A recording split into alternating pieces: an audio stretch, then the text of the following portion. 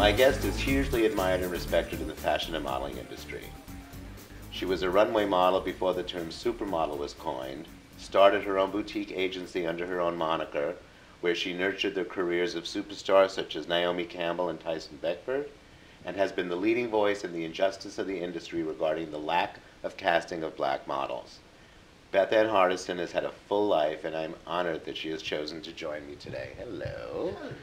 Tell me a little about how when you started as a model. I worked in the garment district, and I worked for Junior Dress House, Ruth Manchester. She's the mother. She happens to be the mother of Melissa Manchester. Willie Smith was someone who worked in the industry at the time, was coming up under the label Digits, and he used to see me in the street all the time, and he would ask people, who is that? And I started to become his as he considered his muse. Willie introduced me to Bruce Weber, and Bruce Weber was at that time, had been a model, and he just wanted to start taking pictures. And he started to use me as someone he would photograph all the time. Where I really got my next shot as far as like developing in any kind of ways, I went to work with Stephen Burrows as his showroom model, and then eventually the business started to change, and I started running the design studio. While I was running the design studio, I did start to model more.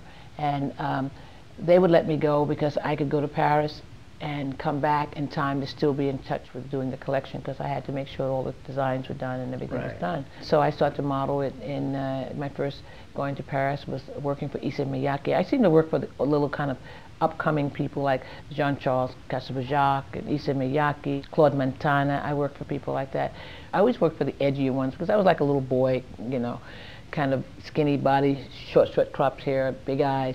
And, you know, it had to be like you had to sort of like get me, you know? And then eventually, I went to help a friend out who had a model agency. She begged, and no matter how many people asked me to do different things, I went to work with her, and that was Frances Grill, who had just started an agency called Click. Yeah. So that was the hippest agency. Yeah, that really was. They launched that. Were you there from the beginning? Yes. Oh, that was, took the New York by storm. That's right. So that changed everything. You know, that changed the model, it changed the type, it changed the kind of photography, and we began to change the business.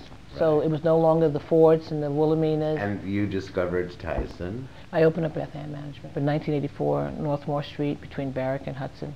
And I just, in Tyson, yes, he came into my office. Yes, that's what that doesn't know. That's right.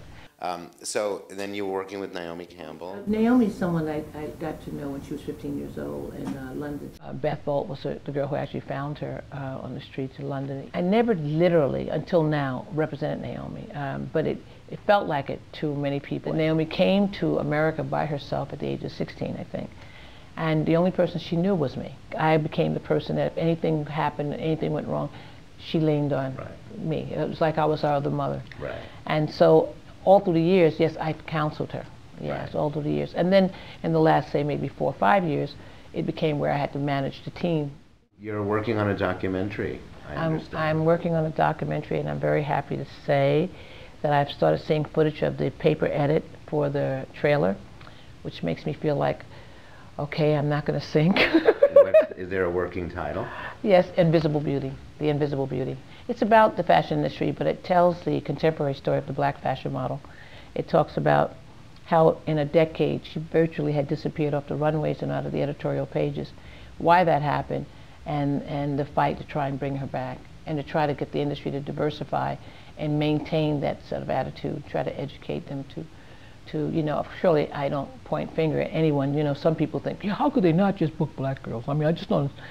Well, you know, if it's not the right black girl, they're not going to book her just because she's black. You know, and you can reflect a little bit about the history, but the truth of it is, it's really what's going on now and how can we fix it. But once I have the trailer, then you can hit, you know, people up for the dough. To really go and make the whole film. There's got to be some kind of connection to the fact that we're marketing skinny, white, monochromatic things, and obesity is such a big issue? How can there not be some kind of correlation? One thing has nothing to do with the other for me. I am a model manager, and I was a very bone-thin girl, and I used to hate the fact that I was built in such a way that all they ever did was put pantsuits on me and shirtwaist dresses. All the other girls had a little bit of indentation, they looked a little bit like, everybody's skinny. The whole point of it is that you have to be bone-thin to be a fashion model. That's what a fashion model is. I mean, the only problem is that our industry has now mainstreamed into popular culture, and now they seem to have an opinion about it. Heaviness is not fashion, that's style. You got style, you don't need fashion. I don't like girls going out and have to do like that, but that's nothing to do with modeling. That's to do with some human being that has a problem. And I sat there next to a girl who's a stylist, kept saying to me through a fashion show, I'm gonna give that girl a burger. And I just thought to myself, I got so irritated by it, because that's what they're supposed to look like. Especially if you're every bit of anything between 16 and 20. And that's what we look for. We look for girls who are bone thin. Just because people are very thin, everybody's not like starving because they're thin. I was very thin, and I wasn't starving nothing. I was drinking, just like Kate Moss, perfect example, and Chrissy Turlington. They were drinking 6 packs of beer and Kentucky Fried Chicken every time they came to a shoot. I was sitting there looking at her, I said, your girls are amazing, 15, 16, 17 years old. When Kate came, she was like 17. So I know they have a problem about all that, and I know that they're paying much more attention, because they're driving it, much more attention to the thin model opposed to the diversity.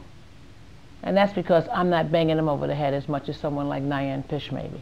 So tell me, who would you say is your hero? I don't really have a hero. I really wish that it was someone before me that did what I did, and I wish that, Lord knows, someone could come behind me and finish up what I'm doing. My inspirations when I was a kid was people like Sojourner Truth, you know, someone who would, you know, take and risk her life to save and hide slaves and get them on the other side of it. That was when I was a kid and coming up, like meaning a teenager. I thought, man, I could be her, you know. In some kind of way, I am her. You're brave. Some kind of way, You're, you know, someone that I always looked at, even before I got to know you, as someone that was a warrior, I feel. Is that something, has anyone ever said that to you? I say it to me. Oh, well, that's the only one that counts. Well anyway, said. That was good. I am thrilled that you took the time to come and join me. Thank you. Thank you for joining another episode of IMW-TV, and Bethann, have a wonderful, wonderful day. Thank you for having me here. Thank you very much. Now, can we cut all of that I said?